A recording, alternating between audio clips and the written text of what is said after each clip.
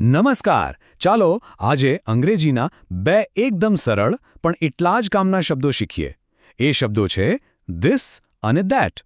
આ શબ્દો આપણને કોઈ વસ્તુ ક્યાં છે, નજીક છે કે દૂર એ બતાવવામાં મદદ કરે છે. તો ચાલો જરાય વાર કર્યા વગર શરૂ કરીએ. હવે જરા વિચારો, જ્યારે આપણે વાત કરતા હોઈએ ત્યારે શબ્દોથી કોઈ વસ્તુ તરફ ઇશારો કેવી રીતે કરીએ? આપણે કહીએ છીએ ને કે આ જુઓ અથવા પેલું આપો. તો આ અને પેલું શું છે? બસ આજે આપણે આ જ સમજવાના છીએ. ચાલો જોઈએ. તો સૌથી પહેલા વાત કરીએ આપણા પહેલા ટૂલની, આપણા પહેલા શબ્દની, અને એ છે ધીસ. એકદમ સિમ્પલ છે. જ્યારે કોઈ વસ્તુ આપણી બિલકુલ પાસે, આપણી નજીક હોય ત્યારે આપણે ધીસનો ઉપયોગ કરીએ છીએ. હવે ધીસ વાપરવાનો નિયમ એકદમ જ સરળ છે. ફક્ત બે જ વાતો ધ્યાનમાં રાખવાની. પહેલી કે વસ્તુ એક જ હોવી જોઈએ અને બીજી કે એ વસ્તુ બોલનારની નજીક હોવી જોઈએ. બસ આટલું જ. ચાલો એક ઉદાહરણ લઈએ. માની લો કે આ પુસ્તક મારા હાથમાં છે, એકદમ નજીક, ખરું ને? તો હું શું કહીશ? હું કહીશ ધીસ ઇઝ અ બુક.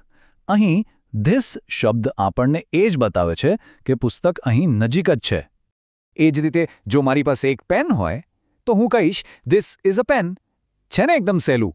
યાદ રાખજો, કોઈ પણ એક વસ્તુ જે નજીક હોય એના માટે ધીસ વપરાય.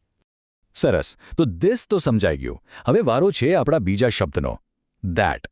ધીસનું બિલકુલ ઊંધું. આનો ઉપયોગ આપણે એવી વસ્તુઓ માટે કરીએ છીએ જે આપણાથી થોડી દૂર હોય. અને ધેટનો નિયમ પણ ધીસ જેવો જ છે.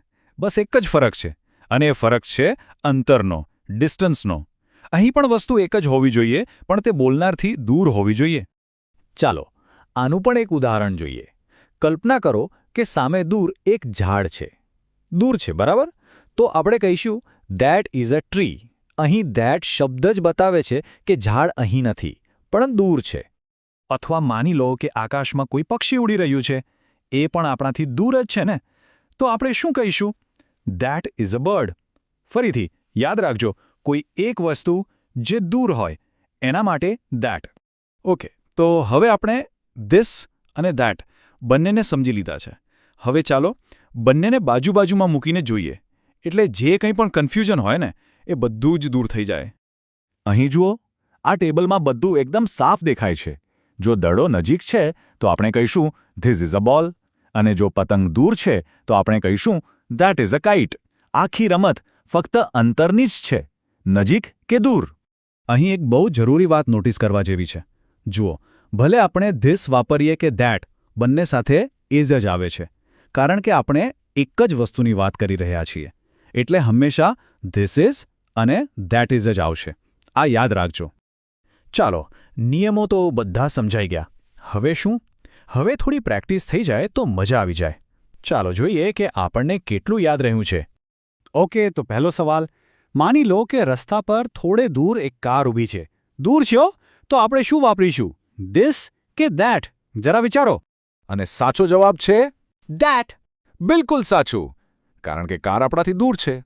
એટલે આખું વાક્ય બનશે ધેટ ઇઝ અ કાર. ખૂબ સરસ. ચાલો હવે બીજો સવાલ. આ વખતે એક ફૂલ આપણી બિલકુલ સામે છે, એકદમ નજીક. તો હવે શું આવશે? ધીસ કે ધેટ? એકદમ સાચું. જવાબ છે ધીસ.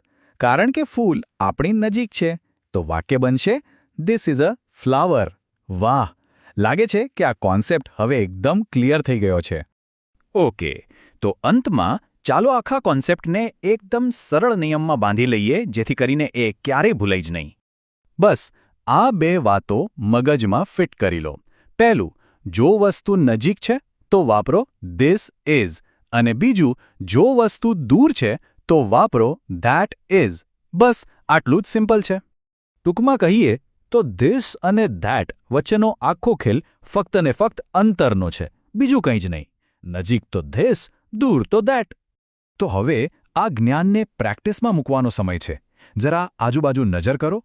એવી કઈ વસ્તુઓ દેખાય છે જેના માટે ધીસ ઇઝ વાપરી શકાય? અને એવી કઈ વસ્તુઓ છે જે દૂર છે જેના માટે ધેટ ઇઝ વાપરી શકાય? યાદ રાખજો, જેટલી પ્રેક્ટિસ કરશો એટલું જ પાકું થશે. તો આજના માટે આટલું જ. આપણે ફરી મળીશું.